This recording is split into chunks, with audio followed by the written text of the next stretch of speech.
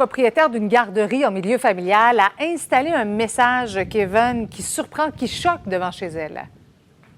Oui, une situation assez problématique à Saint-Edwidge de Clifton. On se trouve à une trentaine de minutes de Sherbrooke et la propriétaire d'une garderie en milieu familial, vous l'avez bien dit, a installé une pancarte où on peut y lire « Il reste encore des enfants à écraser, vous pouvez accélérer ». Un message choc qui, enfin, veut sensibiliser les gens à ralentir dans ce coin parce qu'il faut comprendre, en fait, qu'il y a une série non loin de la garderie et il y a beaucoup de camions qui passent près de la demeure de la dame et les camions doivent monter une énorme côte avant de se rendre à destination. Et la propriétaire de la garderie déplore la vitesse de ces camionneurs et est également inquiète pour la sécurité de ces jeunes. On peut l'écouter.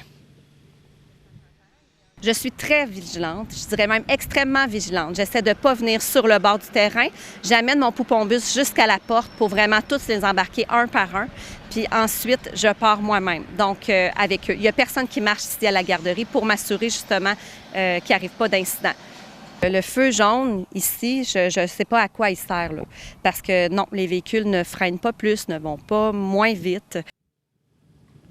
Intersection qui est également problématique pour les nombreux camionneurs qui passent par là. Et on a parlé à l'un d'eux. On peut l'écouter suivi de la propriétaire de la garderie.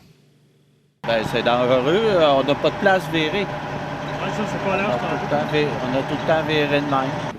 Votre conjoint était ici? Oui, il était ici, puis la vanne, elle a carrément embarqué ici, là, donc... Ouais. Elle a embarqué sur la bordure? Elle a embarqué sur la bordure? On voit que c'est affaissé, là. Et la propriétaire, la dame, a fait une demande à la mairie et au ministère des Transports pour faire installer des panneaux d'arrêt à l'intersection des routes 251 et 206 du côté du MTQ. On lui a répondu que pour l'instant, l'intersection n'était pas à risque et à danger pour un risque d'accident, oui, plutôt. Et la propriétaire espère avoir une réponse assez rapidement avant qu'une tragédie se produise. Il ne faut pas attendre justement qu'il y ait un accident. Merci beaucoup, Kevin.